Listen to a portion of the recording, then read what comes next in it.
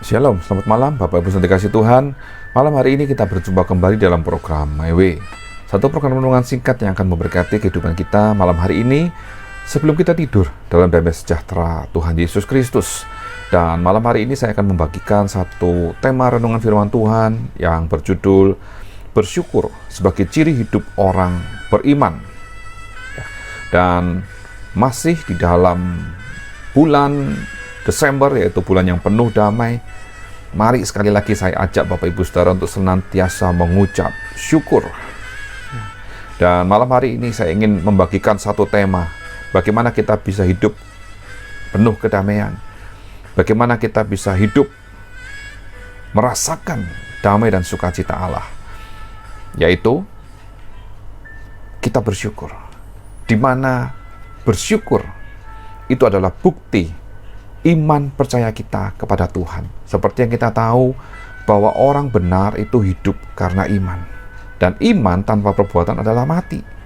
Bagaimana mungkin kita bisa percaya kepada Tuhan dan kita mengakui Yesus Kristus adalah Tuhan Allah yang sangat luar biasa, yang menjadi Allah dan Tuhan dalam hidup kita, tetapi kita tidak bisa bersyukur. Mari kita buktikan. Buktikan imanmu dengan bersyukur. Dan saya ingin mengingatkan kembali kepada kita semua tentang kisah 10 orang kusta yang disembuhkan.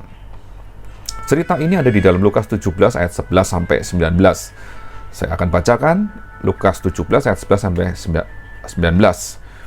Dalam perjalanannya ke Yerusalem, Yesus menyusur perbatasan Samaria dan Galilea.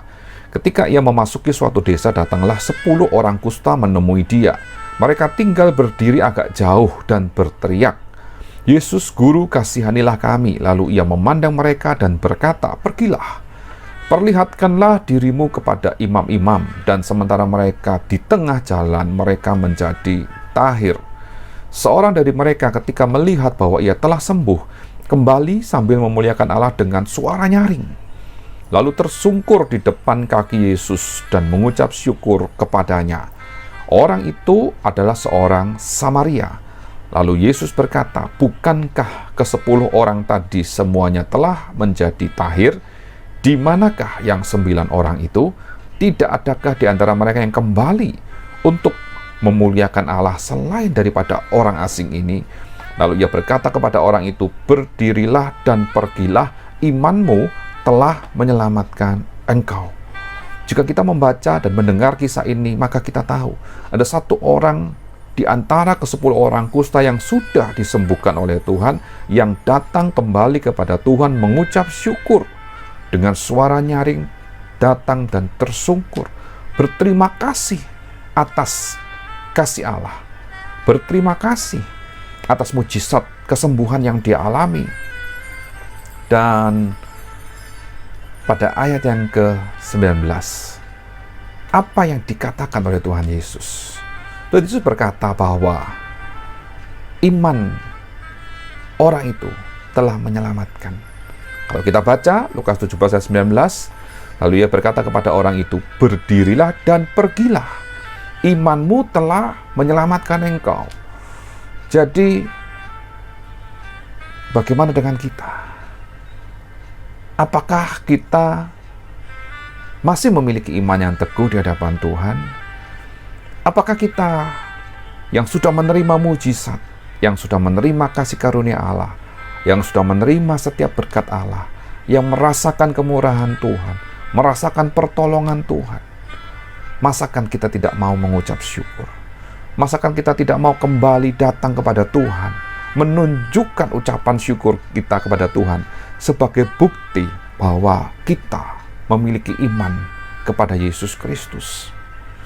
Satu orang kusta yang sudah disembuhkan oleh Tuhan Yesus itu datang kembali kepada Tuhan. Dia datang dengan tersungkur. Dia datang dengan memuliakan Allah. Dia datang dengan ucapan syukur. Dan kita adalah anak-anak Tuhan yang sudah ditebus, diselamatkan, dipilih, dipanggil dari antara segala bangsa untuk kita menerima kasih karunia Allah.